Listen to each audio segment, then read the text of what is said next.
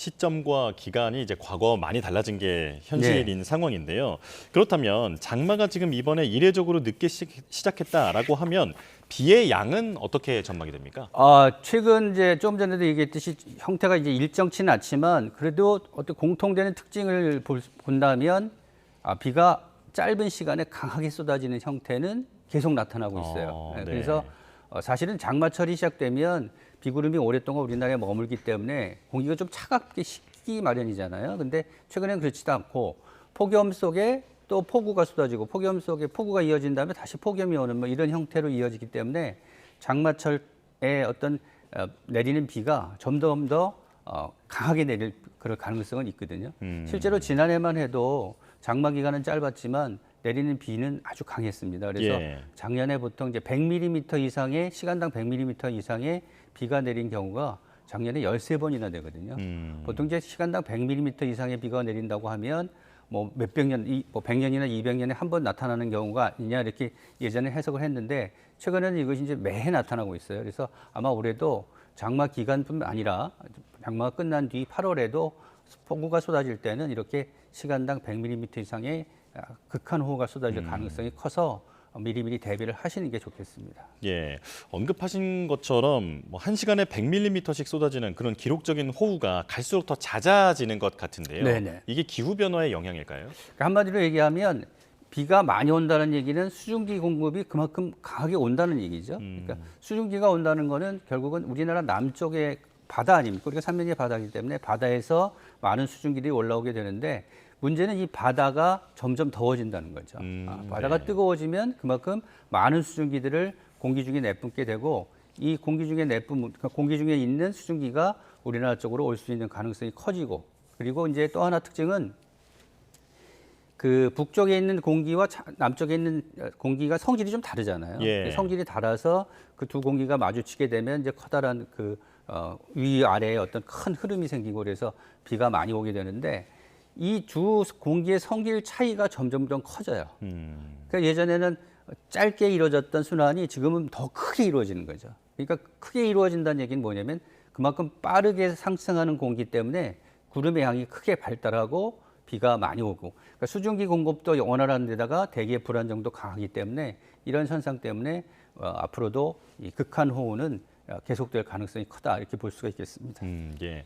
지난해는 또 많은 시민들이 놀랐던 게 밤에 갑자기 비가 엄청나게 많이 쏟아지거나 그리고 말씀하신 대로 아주 짧은 시간에 기록적인 호우가 쏟아진 경우가 많았는데요.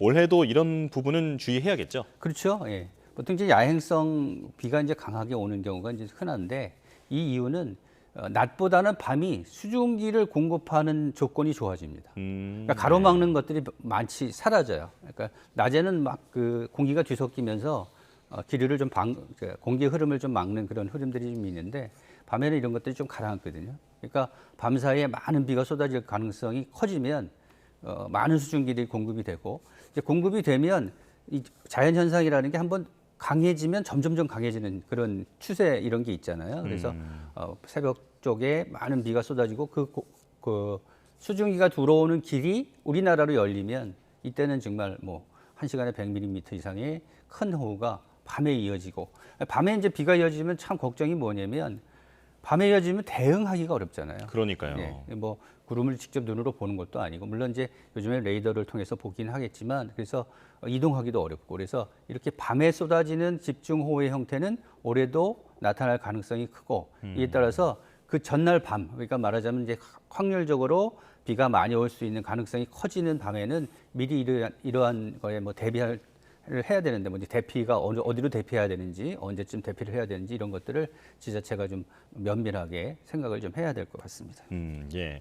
그런데 요즘 시민들이 헷갈려하는 게 장마라면서 해가 왜 이렇게 쨍쨍해 이런 얘기도 많이 하시고요. 그리고 이제는 그 장마가 한 달 내내 비가 오는 게 아니라 중간중간 내리기도 하는데 기상청은 이걸 또 장마라고 하더라. 많이들 헷갈려 하시거든요.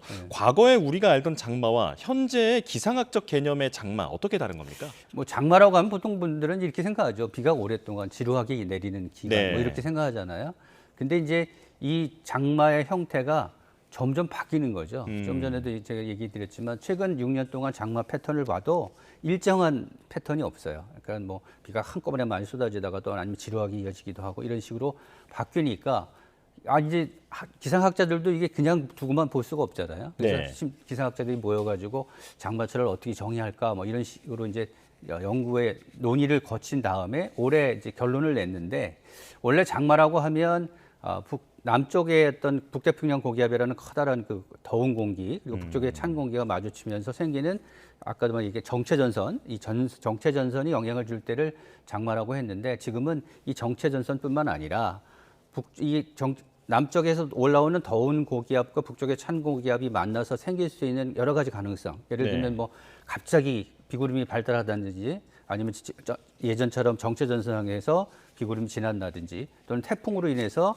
태풍에 많은 수증기가 공급된다든지 이런 것들이 함께 영향을 주어서 우리나라에 비가 쏟아질 가능성이 높은 기간이라고 보는 거죠. 그러니까 장마철이 조금 변화가 된 건데 그만큼 우리나라에 영향을 주는 공기의 성질 그리고 특성들이 많이 바뀌고 있다 이렇게 볼 수 있겠습니다.